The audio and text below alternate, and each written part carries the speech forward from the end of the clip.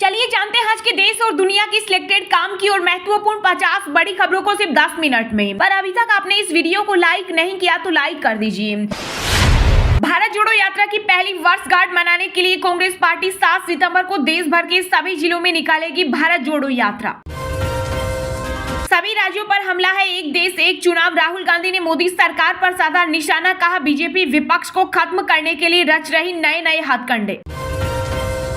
G20 सम्मेलन को ध्यान में रखते हुए भारतीय रेलवे ने दिल्ली से चलने वाली और आने वाली 40 ट्रेनों को किया रद्द। कई ट्रेनों का रास्ता व स्टेशन बदला। तमिलनाडु सीएम के बेटे ने डेंगू मलेरिया से की सनातन धर्म की तुलना, कहा सनातन धर्म को खत्म करना जरूरी। बीजेपी नेता बोले चुनाव जीतने के लिए सनातन धर्म को खत्म करना चाहते हैं। राजस्थान में परिवर्तन संकल्प यात्रा 2 के दौरान केंद्रीय गृह मंत्री अमित शाह गरजे, कहा लोकसभा चुनाव 2024 में दूरबीन से भी नहीं दिखेगी कांग्रेस। कांग्रेस की पूर्व अध्यक्ष सोनिया गांधी की अचानक बिगड़ी तबीयत, दिल्ली के सर गंगाराम अस्पताल में भर्ती। नई बोतल में पुरानी शराब से तगड़ी कमाई, दिल्ली की केजरीवाल सरकार ने 61 करोड़ शराब की बोतलें बेच कमाई 7,284 करोड़ रुपए। बीजेपी बोली राहुल गांधी का रिश्ता आम भाई बहन जैसा नहीं, प्रियंका का इस्तेमाल सिर्फ चुनाव के लिए, भाई से तेज फिर भी मां का साथ नहीं। 2047 तक विकसित राष्ट्र होगा भारत, पीएम मोदी बोले देश में भ्रष्टाचार, जातिवाद और सांप्रदायिकता का नहीं होगा कोई स्थान। सूरज की हर दिन 1440 फोटो भेजेगा आदित्य एल1, लाखों फोटो डाटा से खंगाले जाएंगे सारे राज्य। केजरीवाल सरकार की हमने कोई फाइल नहीं रोकी, दिल्ली उपराज्यपाल वीके सक्सेना का बयान, कहा 9 साल में अगर दिल्ली सरकार ने काम किया होता तो G20 की तैयारी में इतनी मेहनत नहीं करनी पड़ती। हाईकोर्ट ने कहा दहेज उत्पीड़न या दुष्कर्म के झूठे आरोप अत्यधिक क्रूरता की श्रेणी में, इसमें कोई माफी नहीं। G20 समिट की सुरक्षा अब नेत्र एयरक्राफ्ट के हाथ, दिल्ली के एयर स्पेस की करेगा मॉनिटरिंग। बालाकोट स्ट्राइक के समय पाकिस्तानी F-16 की थी निगरानी। आपकी मोहब्बत की दुकान नफरत फैला रही है, राहुल गांधी के बयान पर बीजेपी के राष्ट्रीय अध्यक्ष जेपी नड्डा का हमला। आदिवासियों के इर्द गिर्द घूम रही छत्तीसगढ़ की सियासत, 29 आदिवासी सीटों पर राहुल गांधी और अमित शाह की नजर। भरोसेमंद जगहों से ही खरीद सकेंगे लैपटॉप और कंप्यूटर, चीन से आयात को कंट्रोल करने के लिए केंद्र सरकार का नया प्लान।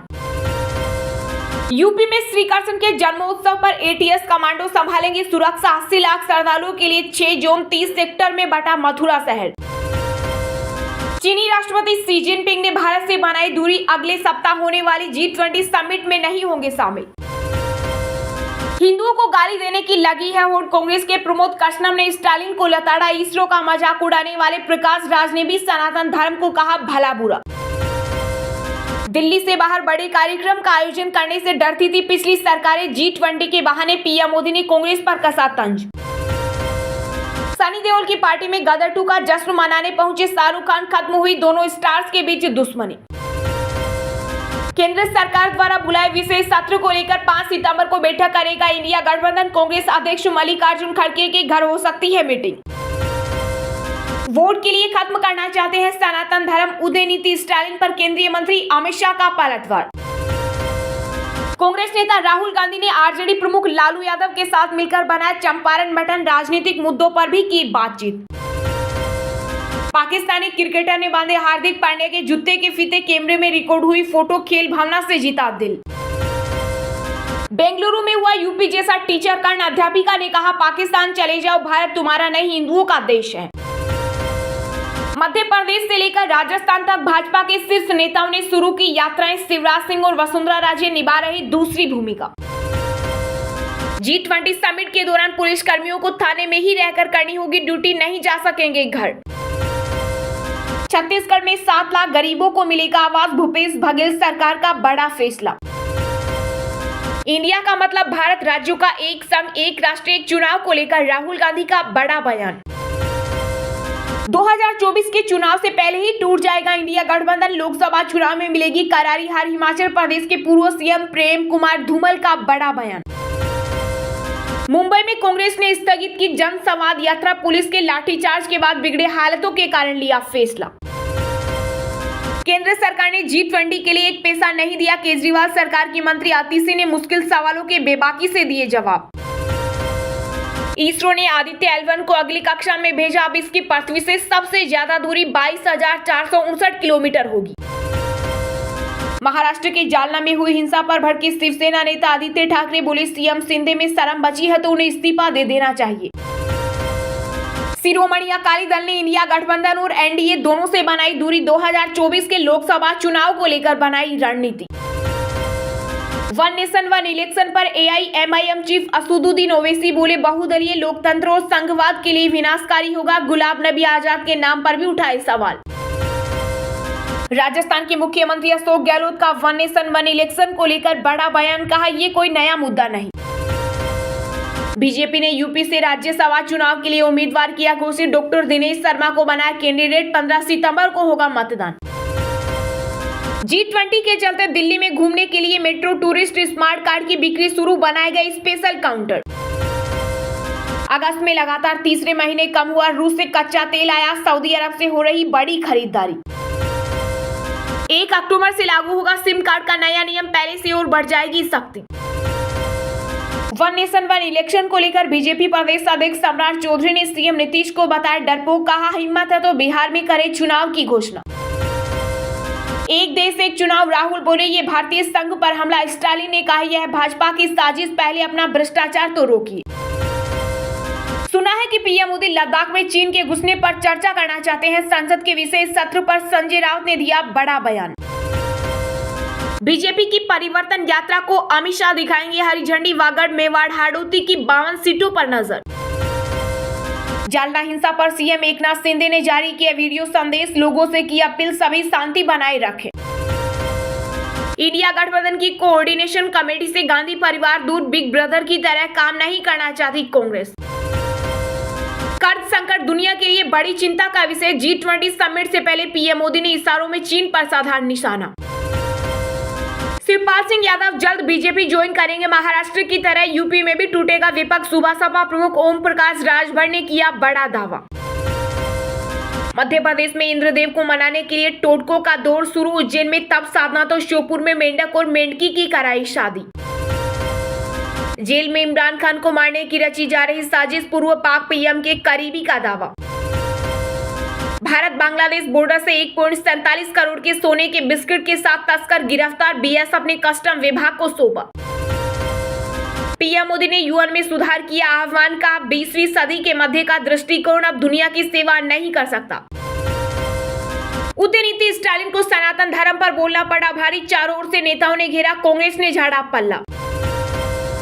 बुमराह एशिया कप में नेपाल के खिलाफ मैच नहीं खेलेंगे। पारिवारिक कारणों से मुंबई रवाना हुए। सुपर 4 स्टेज के लिए वापस लौटेंगे। पृथ्वी की कक्षा में 7,700 सैटेलाइट लगा रहे चक्कर और चंद्रमा पर बढ़ रहा मलबा, इसके हो सकते हैं कई नुकसान। चलिए अब जानते हैं जो आम आदमी के काम की और फायदेमंद खबरें हैं उनको विस्तार से। पर इससे पहले अभी तक आपने इस वीडियो को लाइक नहीं किया तो लाइक कर दीजिए। इंडिया का मतलब भारत राज्यों का एक संघ, एक राष्ट्र, एक चुनाव को लेकर राहुल गांधी का बड़ा बयान। जी हां, एक देश एक चुनाव की संभावनाओं को लेकर केंद्र सरकार ने एक समिति का गठन किया। इस मामले पर कांग्रेस केंद्र सरकार पर हमलेवार है। पहले सांसद अधीर रंजन चौधरी ने कमेटी का हिस्सा बनने से इनकार कर दिया। फिर जयराम रमेश ने इसे कर्मकांडीय बताया और अब राहुल गांधी ने कहा कि ये भारत के संघ पर हमला है। उन्होंने ट्वीट करते हुए कहा, इंडिया का मतलब भारत राज्यों का एक संघ, एक राष्ट्र, एक चुनाव का विचार संघ और उसके सभी राज्यों पर हमला है। पूर्व राष्ट्रपति रामनाथ कोविंद की अध्यक्षता में एक राष्ट्र एक चुनाव की संभावना तलाशने के लिए समिति गठित की गई। इसमें कांग्रेस सांसद अधीर रंजन चौधरी को भी शामिल किया गया, हालांकि उन्होंने शामिल होने से इनकार कर दिया। कांग्रेस नेता अधीर रंजन चौधरी के मुताबिक ये कमेटी संवैधानिक रूप से सही नहीं है, साथ ही ये व्यवहारिक और तार्किक रूप से भी उचित नहीं है। ये कमेटी भी तब बनाई गई जब आम चुनाव नजदीक आ रहे हैं। उन्होंने कहा कि राज्यसभा में विपक्ष के नेता को इस कमेटी में न रखना लोकतांत्रिक व्यवस्था का अपमान है। इस हालत में मेरे पास इसके अलावा कोई दूसरा विकल्प नहीं है कि कमेटी का सदस्य बनने का निमंत्रण अस्वीकार करूं। दरअसल इस समिति में केंद्रीय गृह मंत्री अमित शाह, लोकसभा में विपक्ष के नेता अधीर रंजन चौधरी, राज्यसभा में विपक्ष के पूर्व नेता गुलाम नबी आजाद, पूर्व वित्त आयोग के अध्यक्ष NK सिंह, पूर्व लोकसभा महासचिव सुभाष सिंह कश्यप, सीनियर वकील हरीश साल्वे और पूर्व मुख्य सतर्कता आयुक्त संजय कोठारी को शामिल किया गया।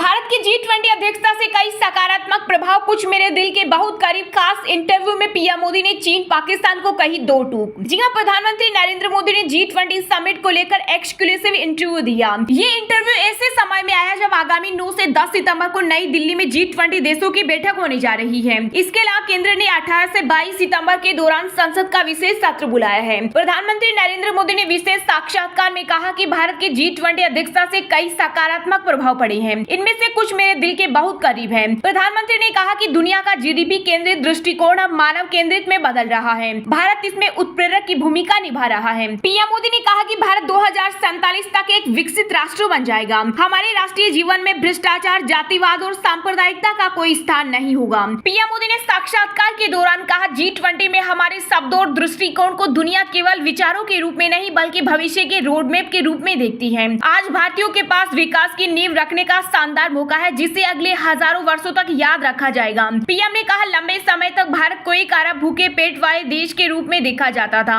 अब यह 1 अरब महत्वाकांक्षी मस्तिष्क और 2 अरब कुशल हाथों वाला देश है। प्रधानमंत्री ने कश्मीर और अरुणाचल प्रदेश में G20 की बैठकें कराए जाने को लेकर पाकिस्तान और चीन की आपत्तियों को खारिज किया और कहा कि देश के हर हिस्से में बैठक करना स्वाभाविक है। पीएम मोदी ने साइबर अपराध का जिक्र करते हुए इससे लड़ने के लिए वैश्विक सहयोग की जरूरत पर बल दिया। उन्होंने कहा, साइबर खतरों को बहुत गंभीरता से लिया जाना चाहिए।